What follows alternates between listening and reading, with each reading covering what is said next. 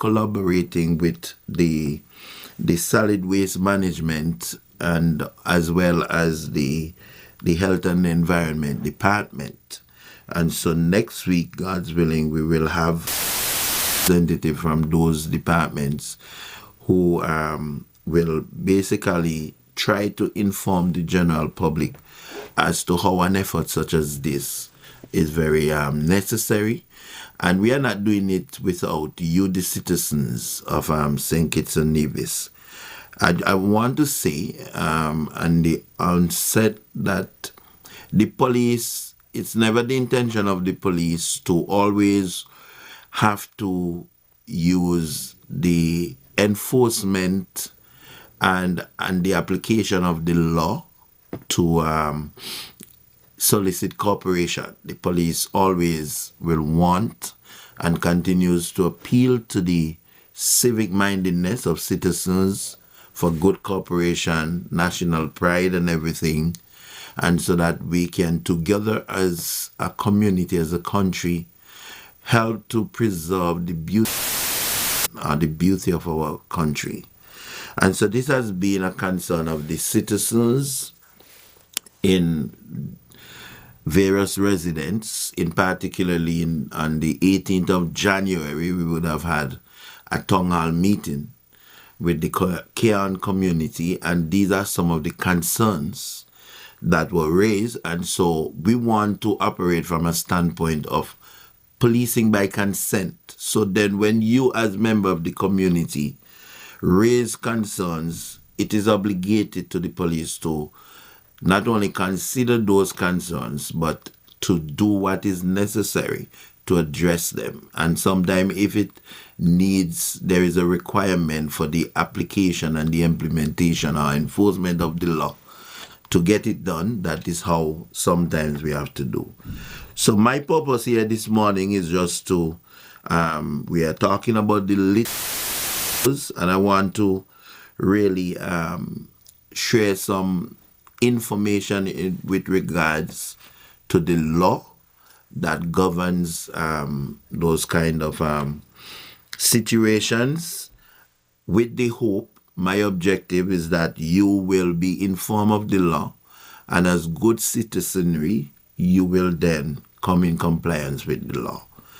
In addition, I would have done some research, and what I have found is that littering is an international matter that is being addressed, and in most cases addressed through regulations or laws.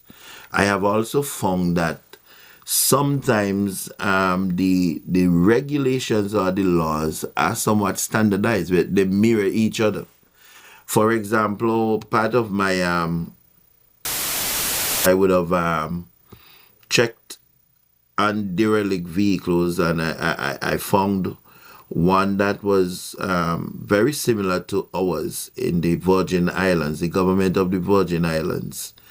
And it outlines the steps for dealing with, and it says the removal or the removal of abandoned vehicle and the process.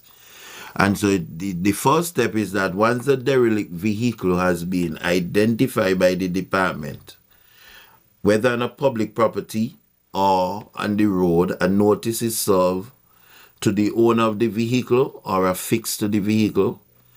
For the vehicles and private properties, a notice is served to the property owner and affixed to the vehicle. The second step is that the owners of the vehicles on the public land has 14 days to remove. In the case of St. Kitts, the notices that we affix.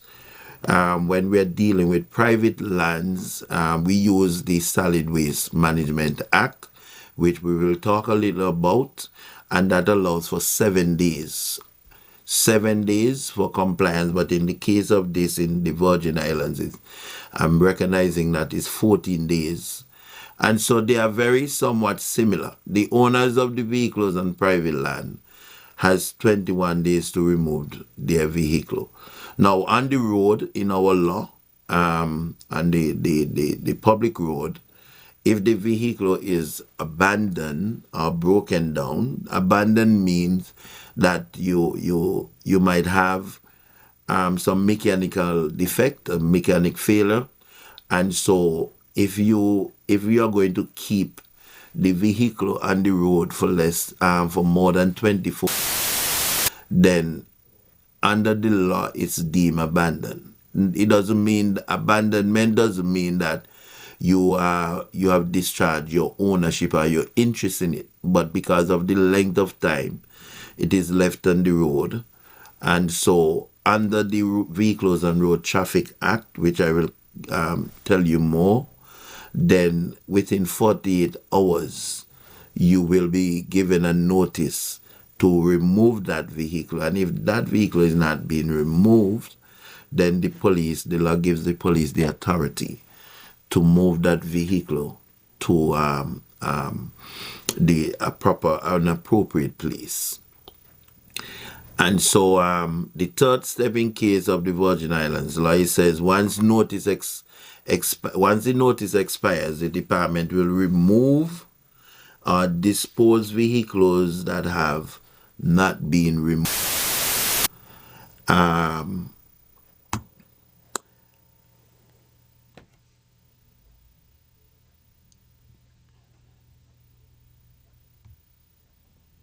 In the case of an international perspective, I'm reading based on my research, and it says it deals with abandoned motor vehicles. It says a motor vehicle shall be deemed to have been abandoned for the purpose of this chapter in the following circumstances: if it has been left unattended upon a street or a highway in violation of a statutory law or ordinance regulating or prohibiting parking for a period of 24 hours. And so you see, this is something that is from an international perspective, and it's same thing here. The reason why I'm taking the time to inform you, the general public, of that is so that one can recognize that this is something that is a concern everywhere. And not only that it is a concern everywhere, most times regulations or statutes are being put in place to maintain that the good upkeep and the beautification. So then it's not something we are enforcing. It's from the perspective where we will prefer that we have that cooperation, that civic mindedness, that willingness in terms of with regards to a situation like a abandoned vehicle. He said if it is left unoccupied on a property owned or operated by the town or highway for a period of more than 48 hours, and it comes down to the derelict vehicles. It says a motor vehicle shall be deemed derelict for the purpose of this chapter if the vehicle is inoperable, partially or wholly dismantled, wrecked, junked, or of similar condition, and then it speaks for the time period. So what I would have just outlined is basically from research that I would have done to bring it closer home within our laws. And what I'm going to do is that if you want to make your contribution, you can just call. I will take your call, but I'm using this morning to really put out there, make aware, bring awareness to the sections of law that we deal with regard to vehicles. We rely basically on 4 acts. Chapter 19.21, which is the public health collection and disposal of refuse regulation. This is a standing order and a statutory regulation order, and in particular, Section 10 of that act speaks would have speak to the littering of vehicles, and regulation 17B of this said regulation speaks to the disposal or the deposit of these vehicles. In the context of the law, it says it speaks to disuse. It really means vehicles that are abandoned. The other act that we relied on is the Litter Abatement Act, Chapter 23.12 of 2002. And in this act, the definition of a derelict vehicle is being defined. It says that a derelict vehicle means any motor vehicle, whether or not it still contains its motor, and whether or not it is licensed, that is in such an advanced stage of disrepair that it cannot reasonably be expected to be economically repaired to working condition. So once you have vehicles where I know sometimes people like say that they have the vehicle for parts, right? Sometimes people say, well, I have my vehicle there, I could really I keep it to use to get parts from and so on. Once the thing about that, according to the definition, if you have that vehicle, whether on a plot of land, if you have it on the road, whether you're on a private property, it is considered derelict. And so in the case of where it is on a land, open space, or on the road, that is where the enforcement mostly will take place. All right, Section 3.1 of the said act, that's the Litter Abatement Act. It says no person shall deposit litter in a public place except in a receptacle provided for under Section 4 of the said act. And Section 5 would have given, as you are aware, Section 5 would have given the litter wardens that to either issue summons, prosecute, or give a removal order to have the disposal of the vehicle, the proper disposal of the vehicle. Now, within that same section, the act provide for what is called ex officio litter warden officers, and so police officers by its profession, by their profession is ex officio a litter warden. And so we, under the Solid Waste Amendment Act, we can exercise our authority under Section 5 of this said act. Within that same act, Section 7 speaks to the litter removal order. That is a notice placed on the vehicle. And while I'm on that, I want to really, because I know that in Keon District, for example, we have already put in place and we have started to place notices. And I really want to thank the positive comments that have been placed on the police Facebook page. I would have had the benefit of those comments, even persons from different outside of St. Kitts and Nevis, Anguilla, commend the initiative. The apostles who are asking when an initiative like this going to be implemented in their areas. So I am really happy for the response, the positive response of members of the community. And that is what we want to see happen, be result in action where people willingly will take the initiative. Not if you don't have any use for the vehicle, then you find a way how to properly dispose of it. And within the Solid Waste Management Act, that proper disposal is at the landfill. And so whenever the police is place a notice on your vehicle, and that time period stipulated in the law for you to be notified and it is not being removed, the police is authorized to take that vehicle to the landfill.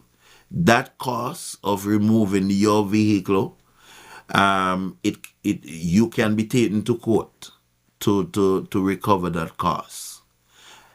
If you have a vehicle that you want to dispose of, you can get the assistance of the police at a minimal cost for in the law.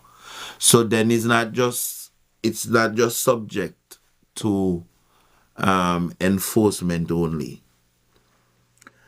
So the under section 7 of the litter removal order can be placed on your on the vehicle, and that order, the form B of the order, that is the one that will give you notice, and if that you have not been complied with the time frame that has been outlined within the notice, you can be taken to court and you can be prosecuted for that.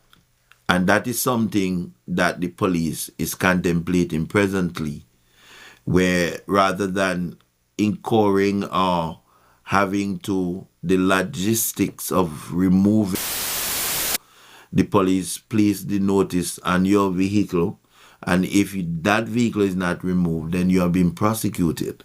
So that is something that is being considered in relation to that. So we are now putting the general public on notice, in particularly mechanic operators who have their business, plying their business in areas, nearby roads. I have a call. Yes, morning. Okay, I lost the call. So mechanic operators who ply the trade in areas or in vicinities where the road is being utilized for the placement of your vehicles. Now, these are things that you will have to be mindful of.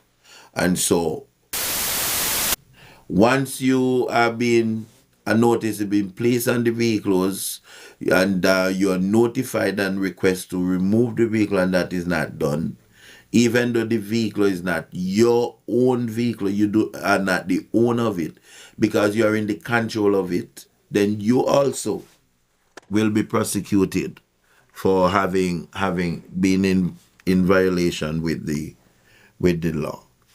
All right. Now, in that section of law, then there are some offenses that one can be arrested, if committed, be prosecuted for. The law places an obligation on the owner or the person who is in control of the vehicle at the time to give their name and address. And so if you refuse to give your, that's an offense. We have a call. Hello, good morning. Yeah, good morning, officer. Good morning. I hear listening attentively. And with all the load section this and section that, I'm listening. Now I have a question for you. Yes.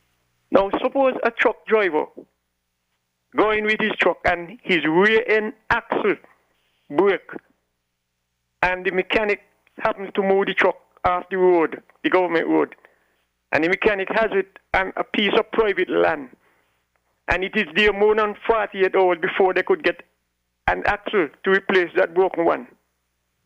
And they go move the truck, and the truck get damaged while the truck is insured still, because it had to be insured to be running on the road by law.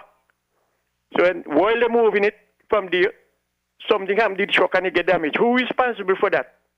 That's probably here, because I really don't understand. While who moving the vehicle? You mean the police?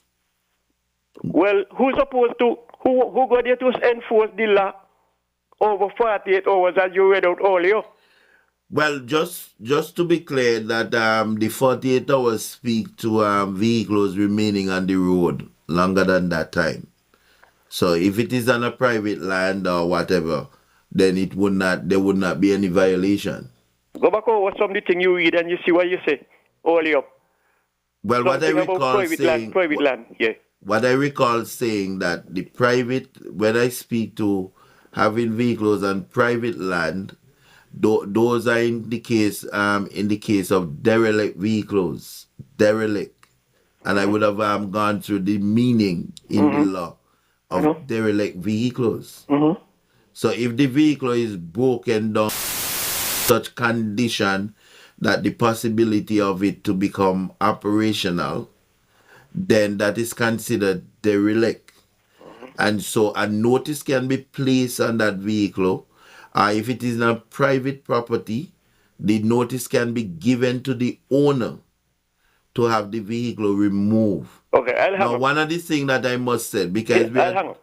because it is a collaboration between the police, solid waste management, and the public health, the health and environment. Whenever we are operating, let me say, when I am operating, I always have in a company with me, the district health environment officer, and so where the police may be limited in terms of a private capacity, that's where the health environment officers come in.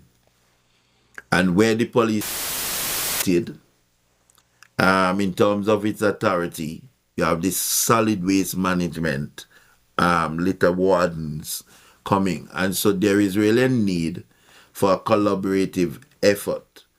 But there will be hardly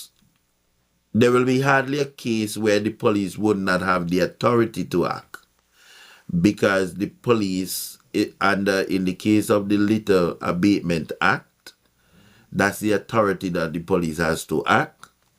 The police also have the authority to act under the Solid Waste Management Act. I would have given this section, and because you said that is so many sections, I don't want to continue to confuse the listeners with the number of sections. But the Solid Waste Management Act, the police have authority as a litter warden by ex officio, by virtue of the office. Officer have the same power and authority under the Solid Waste Management Act. So the police can exercise its power under the Vehicle and Road Traffic Act in the case where the vehicle is on the public road. The police have authority to exercise its power under the Solid Waste Management Act when it is in a private space, open land, and the police also, in conjunction with the public health and environment officer, have that authority to act as well. So all of these legislation that I would have pointed out gives the police the authority to act in the case of enforcement. So remember, the objective is not to have the police come in and enforce. That is not the approach. So we will love to have that civic responsibility in persons taking the initiative and remove their deposit to the landfill, or do not utilize open space as an opportunity to lodge your refuse or disused vehicle. Once you do that, and the police have ways and means of chasing the owners or finding the owners. So if you think because your vehicle is derelict and you could just place it in an open space, nobody sees you, so the police wouldn't know. There are ways of knowing. And so I was just taking the time to outline the different authorities that the police can rely on from an enforcement standpoint. We have a call on the line? All right. So is in relation to the Solid Waste Management Act. I was speaking to offenses that one can commit So, and this applies to both police officers and litter wardens. So if a litter warden requests from an owner the name and address and they refuse, that's an offense in and of itself. The law obligates the person to whom it is concerned to give the name and address, and you cannot give a false name, a false description of your place of residence. And as the law is important to point out, the fine, as the law stipulate, if convicted for the offense summarily, meaning at the magistrate court, you can to prison for a term of not more than 6 months, or you can be fined a fine of an amount of not exceeding $1,000.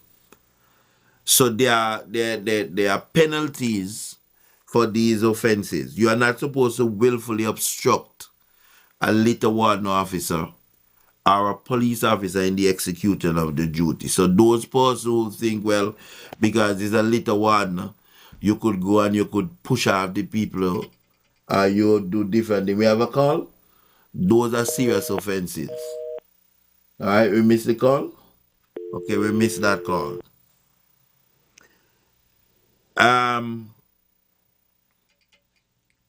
Yes, we'll take the call. Hello, good morning. Good morning, hold on. Whole scrap and make some barriers to some of these gut side where you find you have land shooling in. You know, okay, let's say for St. Peter's, you see from by the back, come down there where the land shooling in and getting small. If you can't use those same metals now when they don't crush them and plant them, make them like a post car. Right, so they come like a reinforcement? Like a reinforcement. Well, and go down the line, go right down. You know, that when you get now material like soil to dump, you just dump it over here and you build it back up. You know, I don't know if government could look into that and think that should be an avenue to get rid of some of these old vehicles. Because I do believe a lot of people will like to get rid of these things, but they don't know where to get them go. And, you know, I don't know. But I agree. think they could have something like that. Yeah, it's a very good suggestion. Because if you look, if you ever one day, Maguire, walk the go to St. Peter's, from the same bar I explained to you, and look, you see, soon and very soon, some of those houses might end up down in the gut. Because the land them are shooling in, and they're shooling in fast. You know, even the rock, even it don't take rain now to the land them shoal. So if the government could think about doing something like that, I think that will eliminate and then dig some sloughs in the center of the gut. Dig some sloughs every 100 feet. Every 100 feet, they dig some sloughs. So when the rain now, instead of you have all this water gushing down to the sea, the water will go down in the earth. Kind of guide the water. You know, you just throw it down in the earth. Because when the sloughs you dig, maybe 200 feet wide and 100 feet depth, you know, that when that's full up, you go over into another one. So you eliminate the flow of water with ocean. You know, that is just my idea. And I think that I should say public that somebody who in the do the engineering could look it up and see what could be done. Right, very good point. I know that there is a private person who's doing the crushing because that is something is being explored. I have the radio. Yes. I have the ear. Yeah, thank you. That is something that is being explored, and so it's something that can really look into in more in depthly, because one of the things I'm hoping, as we are trying to get people to take the initiative because I understand that sometimes persons may willingly want to get rid of some of these vehicles, but they don't know what available in terms of what options. And so we will continue to endeavor to see how we can help those options, and even in a way that there can be incentives for doing that in relation to that, because you might have a vehicle that you are not using and you are not willing to undertake the cost to restore it for it to be operational, and then you can trade it out and you can recoup some cost from it by trade it into the same crushing areas, and they can turn it into scrap and so on. So those are things that needed to be explored further as to how we can, as to ways how we can really continue to address the situation. So we had that suggestion. That's a very good suggestion, and so I'll keep that in mind, so that even in further discourse and meetings and planning can be explored further and see what possibilities are available to turn it in a reality that you have just suggested. Thanks for that call. Right, so I was saying that while we continue to, perhaps we could take a break at this point. Yeah, a commercial break, and then we just come back and wrap up here. Do you know that the Cable has a real live customer service representative available every day until 9 p.m.? Just call 465-2588. Calling out of normal office hours? Leave a voicemail, and a friendly, reliable Cable rep will call you back. Do you have an urgent request? Or maybe you just want to ask a service question? Call 465-2588, and a service representative will be available to assist you. Or, if you prefer, send an email to customerservice@thecable.com. Someone will get back to you. So remember, the Cable is here for you every day until 9 p.m. Just call 465-2588 or send an email. The Cable, always giving you more where it matters. Water is life, life, life. Water is life, life, life, life. Do just one thing. One thing. Every job come. Make sure you check for leaks around your house every day. Every job come. When brushing your teeth, don't let the water run away. Come stay the water. Preserve the water. The water right now. Every job come. Save the water whenever you're taking your shower. Every job come. Save the water. Your business every hour. The water. The water. The water. It's up to me and you and you and you and you. The water right now. Do just one thing. This is my land, my island, our home. The climate has changed, it's becoming strange. We have to come together to keep her forever resilient and strong. We need slow civilization, forest rehabilitation. Come together as a nation for drought and flood mitigation. Development with policies and plans. Let's change our ways, protect our lands. Get involved, every child, woman and man. Island resilience has got the plan. This is my land, my island, our home.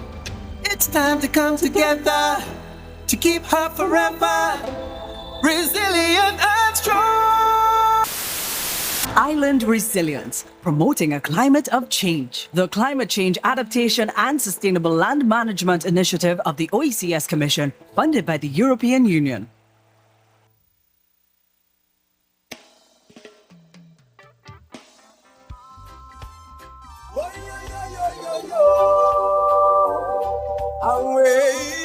Welcome back. It's Policing with you, and today today's program we are dealing with the littering of vehicles. In case you are just joining us, we have been speaking to the different regulations or laws that are in place to control and manage the littering of vehicles, how they are dealing with.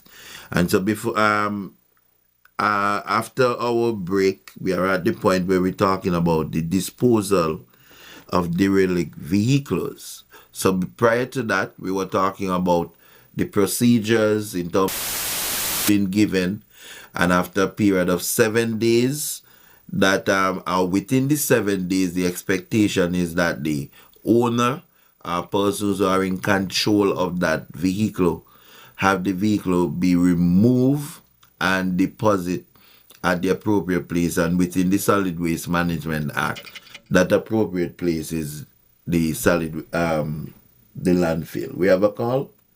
Yeah, we'll take the call. Hello, good morning. Yeah, I return.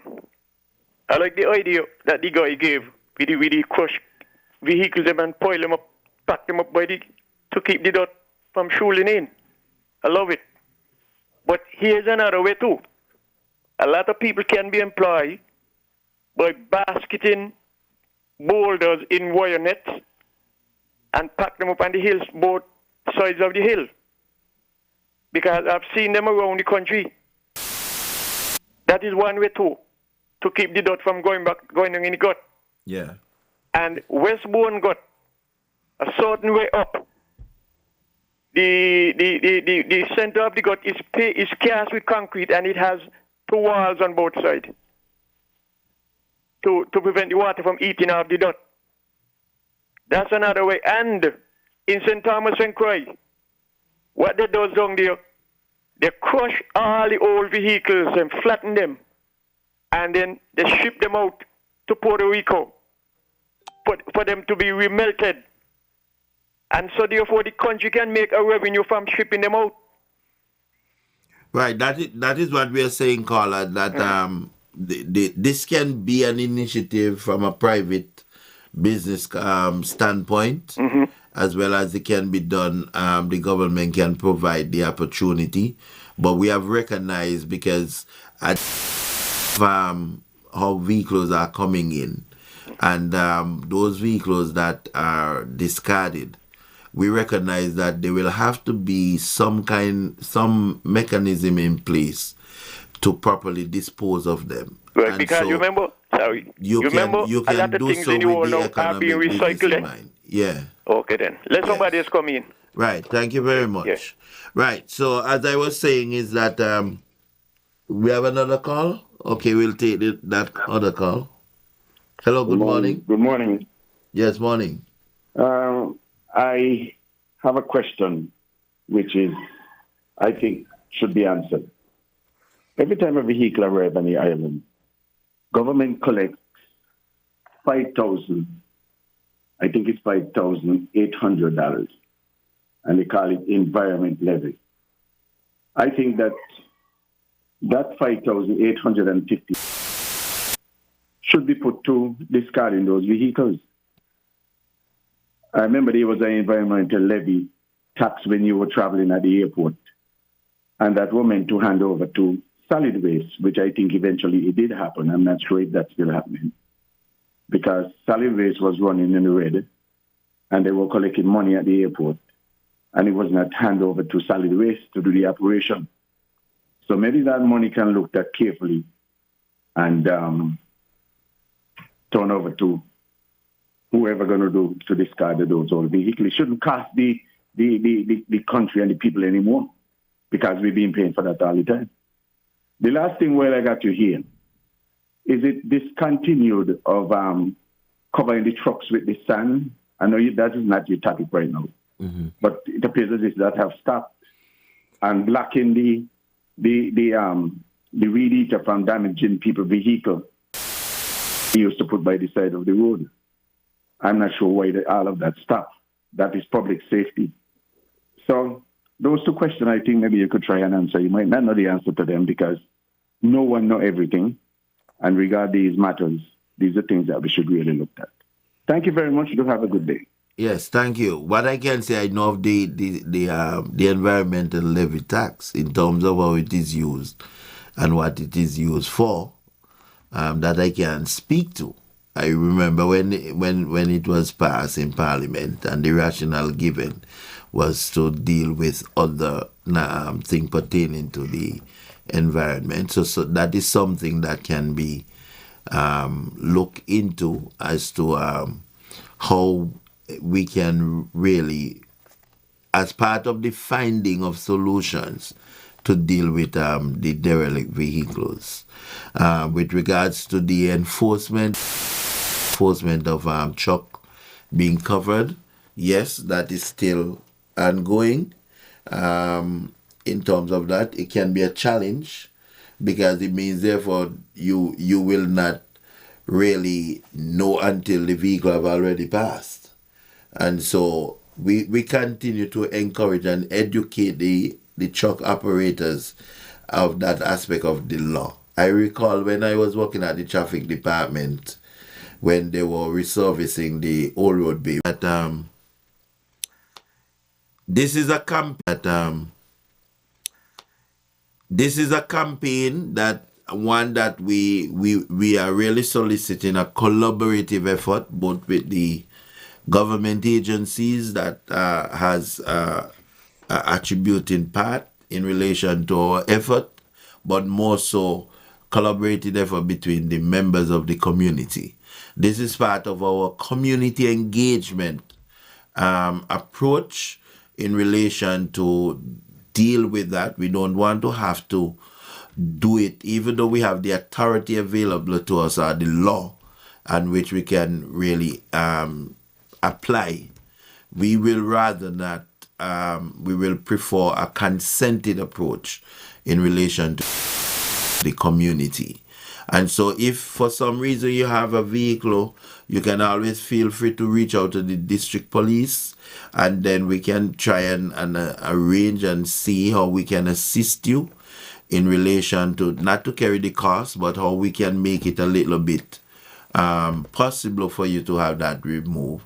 And so we encouraged initiative like these, and so we will want to see that ongoing collaboration with that. So next week, when we come back for another policing with you, the intention is to have representative from the Solid Waste Management Department and also from the Public Health and Environment Unit. And so we will talk about the collaboration effort and the different authority and what we want to do. So until another time, this has been your program, Policing with You. I am Sergeant Matthew. Have a blessed day, and continue that today is our National Day of Prayer. And always, as you go through the rest of your day, put God first. Take time out to give Him thanks. Take time out to seek Him. God bless you. Have a good day, great day.